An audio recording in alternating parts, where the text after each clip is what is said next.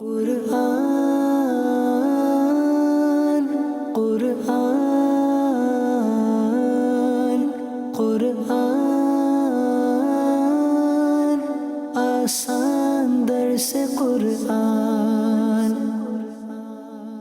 الحمدللہ رب العالمین والصلاة والسلام علی خاتم النبیین اما بعد فاعوذ باللہ من الشیطان الرجیم بسم اللہ الرحمن الرحیم والصلاة والسلام علیک یا رسول اللہ وعلی آلک واصحابک یا حبیب اللہ الصلاة والسلام علیک یا نبی اللہ وعلی آلک واصحابک یا نور اللہ۔ مدنی چینل کے ناظرین، پروگرام آسان درس قرآن میں آپ کو خوش آمدید کہتے ہیں۔ اللہ رب العالمین ہم سب کو قرآن مجید فرقان حمید پڑھنے، سمجھنے اور اس پر عمل پیرا ہونے کی توفیق عطا فرمائے۔ ناظرین کرام، اس آسان درس قرآن کا سلسلہ بالترتیب جاری ہے اور سورہ اعراف کی آیت نمبر 199 سے آج کے درس کا آغاز ہوگا۔ سورہ اعراف ہے، 9واں پارہ ہے۔ اللہ پاک ارشاد فرماتا ہے، خُذِ الْعَفْوَ وَأْمُرْ بِالْعُرْفِ وَأَعْرِضْ عَنِ الْجَاهِلِينَ۔ اے محبوب، معاف کرنا اختیار کرو اور بھلائی کا حکم دو اور جاہلوں سے منہ پھیر لو۔ یا نبی کریم صلی اللہ علیہ وآلہ وسلم کو اللہ پاک نے 3 طرح کی چیزوں کے احکامات دیے۔ پہلی بات خُذِ الْعَفْوَ، درگزر اختیار کرنا، کہ آپ صلی اللہ علیہ وآلہ وسلم کے پاس اگر کوئی مجرم اپنے جرموں کا اعتراف کرتا ہوا آتا ہے تو آپ صلی اللہ علیہ وسلم کو اللہ نے یہ ارشاد فرمایا، شفقت فرمائے، مہربانی کرتے ہوئے معاف کر دیں، درگزر کریں۔ دوسری بات فرمائی، اور اچھے مفید کاموں کا لوگوں کو حکم دیجیے۔ اور تیسری بات فرمائی کہ جو جاہل اور ناسمجھ لوگ ہیں، طرح طرح سے آپ سے الجھتے ہیں، تو فرمائے ان سے آپ نہ الجھیں بلکہ حلم کا مظاہرہ کرتے ہوئے ان سے آپ اعراض فرمائیں۔ ہم رسول مکرم صلی اللہ تعالی علیہ وآلہ وسلم کی زندگی مبارکہ کو اگر دیکھتے ہیں تو قرآن مجید کی اس آیت مبارکہ پر اس انداز سے عمل ہے کہ آپ دشمنوں کو بھی معاف فرمانے والے، درگزر کرنے والے۔ قرآن پاک میں متقین کی، اللہ کے پیاروں کی جو صفات کو بیان کیا گیا، ان میں یہ ہے کہ درگزر کرنا۔ ظاہر جب درگزر انسان کرتا ہے تو غصے کو پیتا ہے۔ اللہ فرماتا ہے وَالْكَاظِمِينَ الْغَيْظَ وَالْعَافِينَ عَنِ النَّاسِ، اور غصے کو پی جانے والے اور لوگوں کو معاف کرنے والے۔ اللہ احسان کرنے یعنی نیکی کرنے والوں کو پسند فرماتا ہے۔ تو حضور اکرم صلی اللہ علیہ وسلم گویا کہ سب سے مقدم ہیں، سب سے پہلے جو ان آیات پر کما حقہ 100% عمل کر کے دکھانے والے، کہ آپ کا درگزر بھی، آپ کا غصے کو پی جانا بھی، لوگوں کو معاف بھی کرنا۔ اور یہ واقعات پھر سیرت مبارکہ میں اس قدر زیادہ، آپ صلی اللہ تعالیٰ علیہ وسلم کو طرح طرح سے جب ستایا گیا، آپ کو مکہ مکرمہ میں کتنی تکالیف پہنچائی گئی، پھر ہجرت کی، پھر مدینہ منورہ میں بھی آ گئے، لیکن اس کے بعد بھی کئی ایسے واقعات۔ آپ کی شہزادی حضرت زینب رضی اللہ تعالیٰ عنہ، ان کو جس آدمی نے وہ سواری سے گرایا تھا، جو امید سے تھی، وہ سلسلہ بھی ختم ہو گیا۔ تو یہی شخص جب نبی کریم صلی اللہ علیہ وسلم کے پاس ایک مقام پہ جب آتا ہے اور حضور اسلام سے صحابہ نے کہا یہ وہی ہے، یہ شخص وہی ہے، تو کوئی اٹھے کہ اس کا بدلہ دیا جائے، اس کو سزا دی جائے، مارا جائے، آپ نے منع فرما دیا۔ تو وہی آ کے کہتا ہے کہ یا رسول اللہ صلی اللہ علیہ وسلم، ہم مشرک تھے، ہم میں جہالت کی باتیں تھیں، اور آپ کا درگزر کرنا، آپ کی نرمی فرمانا، آپ کا شفقت کرنا، مہربانی کرنا، یہ اتنا مشہور ہے۔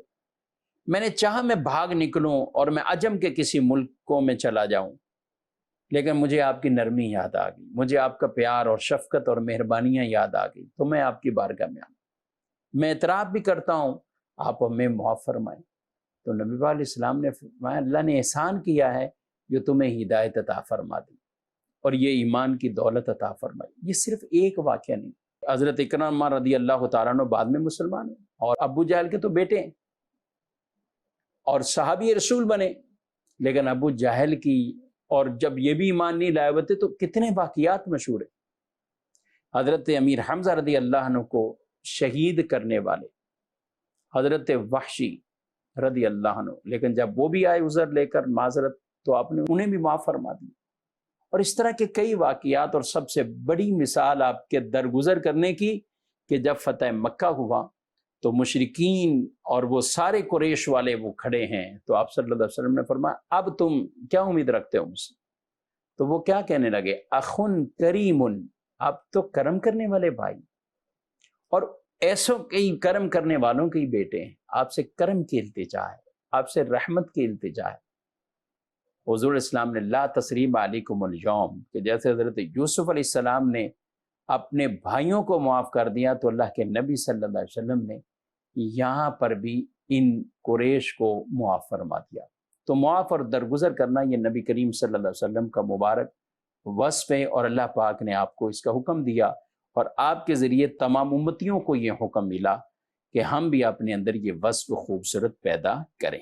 آگے فرمایا وَإِمَّا يَنزَغَنَّكَ مِنَ الشَّيْطَانِ نَزْغٌ فَاسْتَعِذْ بِاللَّهِ إِنَّهُ سَمِيعٌ عَلِيمٌ، اور اے سننے والے، اگر شیطان کی طرف سے کوئی وسوسہ تجھے ابھارے تو فوراً اللہ کی پناہ مانگ، بے شک وہی سننے والا جاننے والا ہے، وہی سننے والا وہی جاننے والا۔ یہاں پر ہر سننے والے کو یہ حکم دیا گیا، اے سننے والے، یعنی ڈائریکٹ کلام تو نبی پاک صلی اللہ علیہ وسلم سے ہے، مگر مراد امت کو سکھانا اور امت کے لیے حکم ہے، کیونکہ حضور اکرم صلی اللہ علیہ وسلم کی وہ ذات ہے کہ آپ صلی اللہ علیہ وسلم پر شیطان کسی طرح کا کوئی مسلط نہیں ہو سکتا۔ یہ شیطان لوگوں کو، امت کو یہ وسوسے ڈال سکتا ہے، ان پر مسلط بھی ہے، طرح طرح سے پریشان بھی کر سکتا ہے۔ تو اس کے طریقے بیان کیے گئے کہ جب شیطان تم پر مسلط ہو جائے، تمہیں نیکی سے دور کرنا چاہے، ہدایت کے راستے سے دور کرنا چاہے، عمل سے دور کرنا چاہے، تو تم کیا کرو؟ سب سے پہلے تو اللہ تعالیٰ کی بارگاہ میں اس سے پناہ طلب کرو کہ رب تبارک و تعالیٰ محفوظ رکھے، اور یہ ایک وظیفہ ہے، یہ ایک دعا ہے، ہمیشہ اس کو یاد رکھنا چاہیے۔ اعوذ باللہ من الشیطان الرجیم، اعوذ باللہ السمیع العلیم من الشیطان الرجیم، یعنی مختلف کلمات آپ تعوذ کے دیکھیں گے جو روایات کے اندر بیان کیے گئے۔ تو یہ شیطان کے بارے میں جو پناہ مانگی گئی ہے، اللہ کی بارگاہ میں پناہ طلب کرنا کہ اس مردود سے اللہ ہمیں محفوظ رکھے۔ بہرحال وہ مسلط ہے، اور یہاں اس سے مقابلہ کرنے سے مراد وہ کیا ہے؟ مراد کیونکہ کئی چیزیں ایسی شیطان انہی برے کاموں کے بارے میں انسان کو وسوسے بھی دیتا ہے اور ان کاموں میں دھکیلتا ہے کہ جن سے اللہ تعالیٰ ناراض ہوتا ہے۔ اچھا، وہ کام ایسے ہوتے ہیں کہ جس میں بظاہر لوگوں کے نفس کو کوئی خوشی ہے، سرور ہے، تو وہ اس کے اندر پڑ جاتے ہیں، لیکن جو ایمان والے ہیں، جو متقین ہیں، ان کو جب شیطان کی طرف سے ٹھیس پہنچتی ہے تو وہ تو اپنی آنکھیں کھول لیتے ہیں، ان کو یہ اللہ تعالیٰ خاص ایسی طاقت عطا فرما دیتا ہے جو کہ اگلی آیات میں تذکرہ ہے۔ لیکن یہ یاد رکھیں کہ شیطان پھر بھی اگر آپ کا پیچھا نہیں چھوڑے اور آپ نیکی کے راستے پر ہی گامزن ہیں اور شیطان آپ کے پیچھے ہے، طرح طرح کے وساوس، طرح طرح کی پریشانیاں، تو یہ بھی ایک طرح کی آزمائش ہوتی ہے، آپ کے صبر کی آزمائش ہے، آپ کی استقامت کی آزمائش ہے، اور اللہ تعالیٰ اس انداز سے بھی لوگوں کی آزمائش بھی فرماتا ہے۔ تو آدمی کیا کرے کہ اپنے آپ کو اسی راستے پر، اسی نیکی اور ہدایت کے راستے پر ہی گامزن رکھے، اسی پہ ہی اپنے آپ کو مصروف رکھے، یہی اس کی کامیابی ہے۔ والذین جاہدوا فینا لنہدینہم سبلنا، ہماری طرف آنے کی جو کوشش کرتا ہے تو پھر اس کے لیے اللہ بھی کیا کرتا ہے؟ راستے کھول دیتا ہے۔ اللہ فرماتا ہم اس کے لیے کیا ہے؟ اسے ہدایت دے دیتے ہیں، یعنی اس کے لیے آسان کر دیتے ہیں ان راستوں کی طرف پہنچنا۔ اور پھر اگلی آیت میں یہاں یہ ارشاد فرمایا ان الذین اتقوا اذا مسهم طائف من الشیطان تذکروا فاذا هم مبصرون، کہ بے شک پرہیزگاروں کو جب شیطان کی طرف سے کوئی خیال آتا ہے تو وہ حکم خدا کو یاد کرتے ہیں، پھر اسی وقت ان کی آنکھیں کھل جاتی ہیں۔ متقی اور پرہیزگار لوگوں کو بھی شیطان کی طرف سے ٹھیس پہنچتی، وسوسے آتے ہیں کہ وہ اطاعت والے کام چھوڑ کر معاذ اللہ دوسرے کاموں میں پڑ جائیں، نافرمانی والے کاموں میں پڑ جائیں۔ تو پھر وہ کیا کرتے ہیں؟ وہ فوراً تذکروا فاذا هم مبصرون، وہ یاد کرتے ہیں، وہ اللہ کی قدرت، اللہ کے انعامات، اللہ تبارک و تعالیٰ کی طرف سے بندوں پر جو لطف و کرم ہیں ان کو دیکھتے ہیں، رب کی قدرت کی طرف دیکھتے ہیں، قدرت کے نظائر دیکھتے ہیں، عبادت میں اور لذت اور روحانیت وہ کوشش کرتے ہیں کہ پیدا ہو، وہ اور گڑ گڑاتے ہوئے رب کے حضور سجدہ ریز ہوتے ہیں، تو ان کی آنکھیں کھل جاتی ہے، انہیں پتہ چل جاتا ہے کہ یہ شیطان کی طرف سے یہ ٹھیس پہنچ رہی ہے، یہ وسوسے آ رہے تو شیطان کی طرف سے آ رہے، اور پھر ان کی آنکھیں جب کھلتی تو وہ نیکی کے کاموں پر ہی گامزن ہوتے ہیں۔ ایسے کئی لوگ ہیں جو عبادت کی طرف ہوتے ہیں لیکن ان کو کبھی کوئی دنیاوی نقصان پہنچے تو وہ شیطان انہیں بھرپور وسوسے دیتا ہے، کھیلتا ہے ان سے، تمہارے ساتھ ایسا ہو گیا، تمہارے ساتھ ایسا۔ اب اگر کوئی بچ جاتا ہے اور شیطانی وساوس کی ان ٹھیس کو دھتکار دیتا ہے اور رحمان کی طرف اور رحمان کی رحمتوں کی طرف اپنی نظر رکھتا ہے تو بچ جاتا ہے، ورنہ کئی ایسے ہیں کہ پھر اس دریا میں وہ بہہ جاتے ہیں، ان وساوس کے اندر آ جاتے ہیں۔ امیر المومنین حضرت عمر رضی اللہ تعالیٰ عنہ، آپ کے دور مبارکہ میں ایک نوجوان تھا، آپ بھی اس کی عبادت سے بڑا تعجب کرتے تھے کہ ایسا نوجوان، سبحان اللہ۔ لیکن ایک دن ایسا ہوا کہ عشاء کی نماز کے بعد جب اپنے گھر کی طرف پلٹا تو کسی عورت نے برائی کی طرف دعوت دی۔ اب ایک قدم اس نوجوان کا اس طرف اٹھا، گویا کہ وہ برائی کی طرف بڑھ رہا، لیکن کیا ہوا؟ یہی آیت مبارکہ یاد آئی، ان الذین اتقوا اذا مسهم طائف من الشیطان تذکروا، کہ جب شیطان کی طرف سے کوئی وسوسہ، کوئی ٹھیس انہیں پہنچتی ہے تو جو پرہیزگار اور متقی اللہ سے ڈرنے والے انہیں یاد آ جاتا ہے، فاذا هم مبصرون، ان کی آنکھیں کھل جاتی ہیں، سبحان اللہ۔ تو وہ نوجوان یہ آیت جیسے دماغ میں آئی وہ بے ہوش ہو جاتے، زمین پر گر جاتے۔ والد ان کو تلاش کرتے نکلے، دیکھا، گھر لے گئے۔ اب گھر جب جاتے ہیں تو والد کو وہ اپنا واقعہ بتا رہے ہیں کہ یہ ہوا اور مجھے یہ آیت یاد آئی، جیسے ہی وہ آیت یاد آئی تو وہی خوف اور خشیت والا غلبہ دوبارہ ہوا، یہاں تک کہ وہ زمین پر گرے اور ان کی روح پرواز کر گئی، انتقال ہو گئے۔ حضرت عمر رضی اللہ تعالیٰ عنہ کو پتہ چلا تو آپ لوگوں سے پوچھتے ہوئے کہ اس کی قبر پہ مجھے لے کے جاؤ، اور آپ نے سورہ رحمان کی آیتوں کو پڑھا، وَلِمَنْ خَافَ مَقَامَ رَبِّهِ جَنَّتَانِ، اور جو اپنے رب کے حضور کھڑے ہونے سے ڈرے اس کے لیے 2 جنتیں ہیں۔ تو قبر سے اس نوجوان نے جواب دیتے کہا، یا امیر المومنین، میرے رب نے مجھے 2 جنتیں عطا فرمائی، میرے رب نے مجھے 2 جنتیں۔ اللہ سے ڈرنے والے ہیں تو پھر اللہ انہیں یہ انعام دیتا ہے، سبحان اللہ۔ آگے فرمایا وَإِخْوَانُهُمْ يَمُدُّونَهُمْ فِي الْغَيِّ ثُمَّ لَا يُقْصِرُونَ، اور وہ جو شیطانوں کے بھائی ہیں، شیطان انہیں گمراہی میں کھینچتے ہیں پھر وہ کمی نہیں کرتے۔ شیطانوں کے بھائی یہاں سے مراد یعنی مشرکوں کو شیطان اور اسی گمراہیت کی طرف کھینچتے ہیں، وہ ان کی کمی نہیں ہوتی اور پھر وہ پیچھے چلے جاتے ہیں۔ دیکھیں یہاں 2 حال بیان کیے، ایک ہے متقی ایمان والے کا حال اور ایک ہے کافر مشرک کا حال۔ متقی ایمان والے کو جیسے کوئی ایسی ٹھیس پہنچتی ہے تو وہ سمجھ جاتا ہے کہ یہ شیطان کی طرف سے، وہ سمجھ جاتا ہے اور وہ ڈر جاتا ہے اور وہ اللہ کے خوف کی طرف آتا ہے، خشیت الہی کی طرف آ جاتا ہے۔ دوسری یہاں پر یہ ہے کہ کافر کو شیطان جو مزید کھینچتا ہے، مشرکوں کو جو کھینچتا ہے تو وہ تو کھنچے چلے جاتے ہیں، ان کے لیے وہ گمراہیت، وہ کفر والے راستے اور ہموار کر دیتا ہے۔ ناظرین، ہمیں دل کے اندر وہ تقوی پیدا کرنا چاہیے، متقین کی صفات پیدا ہو جائے گی تو پھر شیطانی یہ خیالات اور ٹھیس جب پہنچے تو انسان کے اندر کچھ ہلچل مچنی چاہیے کہ یہ شیطان کی طرف سے۔ وہ شیطان انسان کو کوئی نماز کا بھی ارادہ کرتا ہے تو پہلے اس کو سستی دلاتا ہے، مسجد تک پہنچ بھی جائے تو کوئی کسی کو وضو اور طہارت کے اندر وسوسے دلاتا ہے، پھر بھی اسے دھتکار کر نماز کے لیے کھڑا ہو جائے تو اسے نماز میں بھی کئیوں کو پریشان کرتا ہے، رکعتیں بھلا دینا، پریشان کر دیتا ہے شیطان کو۔ تو اس لیے ناظرین کرام، شیطان جو لوگوں کے پیچھے لگا ہوا ہے اور مسلمانوں کے بالخصوص مشرکوں کے بھی پیچھے ہے اور ان کو مزید شرک اور کفر میں مبتلا کرتا ہے، اور مسلمانوں میں اور پھر متقین پر بھی اپنے وار چلانے کی کوشش کرتے ہیں، لیکن جن کو اللہ نے تقوی کی صفت دی ہے تو وہ سمجھ جاتے ہیں کہ یہ شیطان کی طرف سے وار ہے۔ آگے اللہ فرماتا ہے وَإِذَا لَمْ تَأْتِهِمْ بِآيَةٍ قَالُوا لَوْلَا اجْتَبَيْتَهَا قُلْ إِنَّمَا أَتَّبِعُ مَا يُوحَىٰ إِلَيَّ مِن رَّبِّي ھذا بصائر من ربکم وہدی ورحمۃ لقوم یؤمنون وَإِذَا قُرِئَ الْقُرْآنُ فَاسْتَمِعُوا لَهُ وَأَنصِتُوا لَعَلَّكُمْ تُرْحَمُونَ۔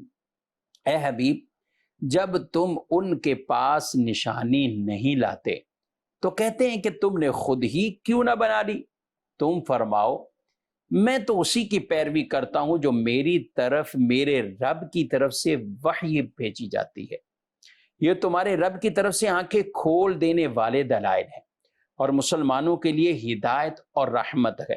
اور جب قرآن پڑھا جائے تو اسے غور سے سنو اور خاموش رہو تاکہ تم پر رحم کیا جائے۔ یعنی یہاں پر جو کفار وہ آپ صلی اللہ علیہ وسلم کو یہ کہتے کہ آپ خود ہی، یعنی ایک ان کا الزام تھا، وہ کافر عام طور پہ الزام لگے یہ قرآن جو ہے وہ کسی شاعر کا کلام ہے، قرآن خود ہی بنائی ہوئی کہانیاں ہیں، قصے ہیں۔ تو جب آپ کسی چیز کے بارے میں کوئی نشانی نہیں آئی تو وہ کیا کہتے تھے کہ آپ خود ہی بنا لیتے۔ تو آپ نے فرمایا قل انما اتبع، میں تو اسی کی پیروی کرتا ہوں، ما یوحی الی من ربی، جو میرے رب کی طرف سے وحی کی جاتی ہے میری طرف۔ اور اس کے بعد پھر اللہ پاک نے جو قرآن پاک کی عظمت پر اور قرآن کے حقوق پر ایک طرح کی جو آیات کو نازل فرمایا، اور ایسی ایک آئیڈیل یہ آیت مبارکہ ہے کہ جب قرآن کی تلاوت کی جائے وَإِذَا قُرِئَ الْقُرْآنُ فَاسْتَمِعُوا لَهُ وَأَنصِتُوا لَعَلَّكُمْ تُرْحَمُونَ، اور جب قرآن پڑھا جائے تو اسے غور سے سنو اور خاموش رہو تاکہ تم پر رحم کیا جائے۔ قرآن کی تلاوت ہو اور اسے غور سے سننا، یہ قرآن کا حق ہے ناظرین کرام۔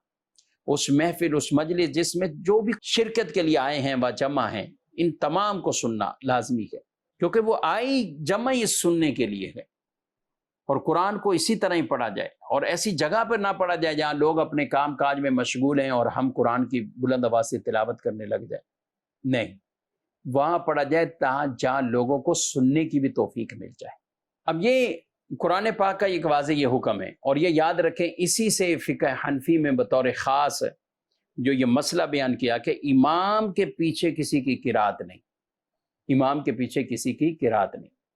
بعد وہ حدیثیں بیان کر دیتے کہ لا صلاۃ الا بفاتحۃ الکتاب، فاتحہ کتاب یعنی سورہ فاتحہ کے علاوہ تو کوئی نماز ہی نہیں۔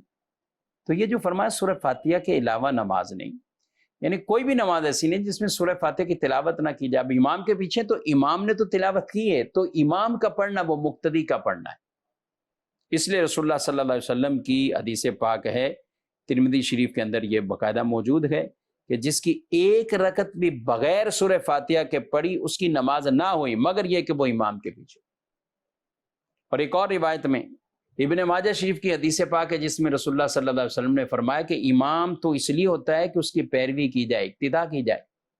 بس جب امام کی پیروی ہے، امام کو بنا لیا تم نے، فَإِذَا كَبَّرَ فَكَبِّرُوا، جب وہ تکبیر کے تم بھی تکبیر کو، اور جب وہ قرات کرے تو خاموش ہو جائے، جس کا کوئی امام ہو اور اس امام کا پڑھنا مقتدی کا پڑھنا ہے۔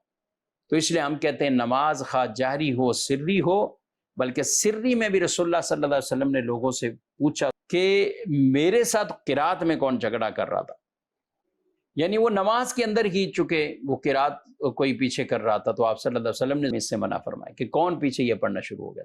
تو قرآن کو خاموشی کے ساتھ سننا، اور جب بھی قرآن پڑھا جائے اس میں غور بھی کرنا ہے، قرآن کو خاموشی کے ساتھ سننا ہے۔ آگے فرمایا وَاذْكُرْ رَبَّكَ فِي نَفْسِكَ تَضَرُّعًا وَخِيفَةً وَدُونَ الْجَهْرِ مِنَ الْقَوْلِ بِالْغُدُوِّ وَالْآصَالِ وَلَا تَكُن مِّنَ الْغَافِلِينَ، اور اپنے رب کو اپنے دل میں یاد کرو گڑ گڑاتے ہوئے اور ڈرتے ہوئے اور بلندی سے کچھ کم آواز میں، صبح و شام اور غافلوں میں سے نہ ہونا۔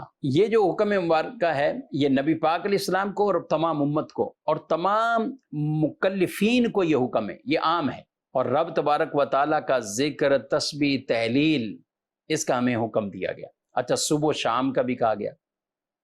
اچھا اونچی آواز سے، یعنی درمیانی آواز سے، نہ اتنی اونچی آواز سے کہ اپنے آپ کو تکلیف پہنچاؤ، اور صبح و شام ذکر کرنا۔ صبح کے وقت انسان چونکہ اٹھتا ہے اور اپنی صبح کا، اپنے دن کا آغاز کرتا ہے، تو اس لیے اسے ذکر، تسبیح، تحلیل کا حکم ملا تاکہ اس کے نامہ مال کے اندر شروع میں ہی یہ نیکیاں لکھ دی جائیں۔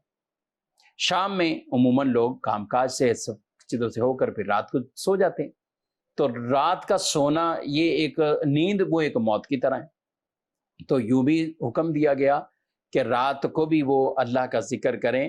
اب اگر اس حالت میں کسی کا انتقال ہو جاتا ہے تو قیامت کے دن وہ ذکر کرتا وہ اٹھے گا، سبحان اللہ۔ اور یہ بھی وجہ ہے کہ طلوع فجر کے بعد سے لے کر طلوع آفتاب تک بیچ میں کوئی نفل وغیرہ پڑھنے کی اجازت نہیں، سنت فجر پڑھیں گے اور فرض نماز فجر کی پڑھیں گے۔ اسی طرح غروب آفتاب کا جو قریبی وقت ہوتا ہے، یعنی 20 منٹ غروب آفتاب سے پہلے، تو اس میں بھی نفل نہیں پڑھتے۔ تو یہ اوقات وہ ہیں کہ جن میں نماز پڑھنے کی، نوافل کی چونکہ ممانعت ہے، تو تسبیح تحلیل کا حکم دیا گیا کہ صبح و شام تسبیح تحلیل کریں، سبحان اللہ۔ اگلی آیت میں فرمایا ان الذين عند ربك لا يستكبرون عن عبادته ويسبحونه وله يسجدون، بے شک وہ جو تیرے رب کے پاس ہیں اور اس کی عبادت سے تکبر نہیں کرتے اور اس کی پاکی بیان کرتے ہیں اور اسی کو سجدہ کرتے ہیں۔ اس آیت کا معنی مطلب یہ ہے کہ جب فرشتے جو انتہا درجے کا وہ شرف پانے والے ہیں، معصوم ہیں، شہوت اور غضب اور بری چیزوں سے پاک ہیں، کینہ، حسد، بغض، ان چیزوں سے، تو وہ اللہ کے حضور جب عبادت کرتے ہیں تکبر نہیں کرتے، گریاں زاری کرتے ہیں، سجدے کرتے ہیں، تو انسان جس میں یہ چیزیں پائی جاتی ہیں، جو گناہ، معصوم تو نہیں ہے، گناہ بھی کرتا ہے، اسی طرح بغض، کینہ، طرح طرح کی اور بھی وہ قلبی بیماریاں اس کے اندر موجود ہے، یا انسانی خواہشات کی وجہ سے کئی وہ طرح طرح کے گناہوں میں پڑ جاتا ہے۔ تو جب معصوم فرشتے اتنی اللہ کی عبادت کرتے ہیں تو ایک عام انسان کو تو پھر زیادہ تک حق بنتا ہے کہ وہ اللہ کی عبادت کرے۔ یہ ناظرین کرام قرآن پاک کا پہلا سجدہ ہے۔ قرآن پاک کے 14 سجدے ہیں۔ پہلا سجدہ یہ سورہ اعراف کی آخری آیت مبارکہ ہے، اور سجدہ کی آیت جب پڑھی جائے تو سجدہ لازم ہو جاتا ہے، سجدہ لازم ہو جاتا ہے۔ اس میں یہ نہیں کہ ہم نے قصدن سنی یا نہیں سنی، سجدہ لازم ہو جاتا ہے۔ آپ اس ریکارڈ شدہ پروگرام کو سن رہے ہیں تو اس طرح سننے والوں پر یہ سجدہ تلاوت یہ لازم نہیں ہوتا۔ سجدہ تلاوت کی بھی بڑی فضیلتیں۔ ایک روایت میں فرمایا جب آدمی آیت سجدہ پڑھ کر سجدہ کرتا ہے تو شیطان ہٹ جاتا ہے اور کہتا ہے میری بربادی، ابن آدم کو سجدے کا حکم ہوا، وہ سجدے میں کر گیا، اس کے لیے جنت ہے، اور مجھے سجدے کا حکم ملا تو میں نے انکار کیا، میرے لیے دوزخ ہے۔ اور سجدہ تلاوت کا طریقہ یہ ہے کہ آدمی بہتر اور مستحب تو یہی ہے کہ کھڑا ہو کر اللہ اکبر کہتا ہوا سجدے میں چلا جائے۔ اب 3 مرتبہ سبحان ربی الاعلیٰ یہ کہہ کر پھر اللہ اکبر کہتا ہوا اٹھائے۔ اس میں نہ تو بیٹھنا ہے، سلام ہے، نہ کچھ اور۔ ہاں، یہ جو کھڑا ہونا ہے اور کھڑے ہو کر سجدے میں جانا ہے اور پھر سجدے کے بعد دوبارہ کھڑے ہونا ہے، یہ دونوں قیام مستحب ہے۔ اگر کوئی بیٹھے بیٹھے بھی سجدہ تلاوت کر لے گا تو وہ مستحب چھوٹا، لیکن سجدہ تلاوت ادا ہو جائے گا۔ تو کہیں بھی سجدہ تلاوت یہی واجب رہتا ہے۔ یاد رکھیں جتنی آپ نے آیتیں پڑھی، زندگی میں پڑھی ہوئی، سجدہ تلاوت نہیں کیے تو وہ آپ کے ذمے ہیں، اسے آپ ادا کریں۔ یہ بھی ہو سکتا ہے کہ ایک ساتھ بھی آپ کئی سجدے پچھلے جو رہتے ہیں کہ وہ آپ ان کو ادا کر رہے ہیں تو آپ کر سکتے ہیں۔ مستحب یہی ہے کہ ہر سجدے میں کھڑے ہو کر اللہ اکبر کر کے آپ یوں جائیں سجدے میں اور پھر دوبارہ کھڑے ہو جائیں۔ لیکن اگر کوئی بیٹھے بیٹھے ہی کثرت سے سجدے کر لیتا ہے تو یہ بھی بالکل جائز ہے۔ مزید اس کے جو فقہی احکام ہیں فقہی کتب کے اندر آپ پڑھ سکتے ہیں۔ آج الحمدللہ سورۃ الاعراف کا ہمارا اختتام ہوا ہے، اور انشاءاللہ آئندہ درس کے اندر سورہ انفال سے ہمارے درس کا آغاز ہوگا۔ اللہ پاک نور قرآن سے میرے اور آپ کے سینوں کو روشن منور فرمائے اور قرآن پاک کی خوبصورت تعلیمات پر ہم سب کو عمل پیرا ہونے کی توفیق عطا فرمائے۔ آمین بجاہ النبی الامین صلی اللہ علیہ وسلم۔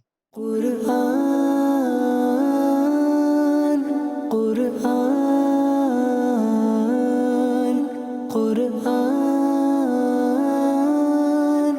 آسان درس قرآن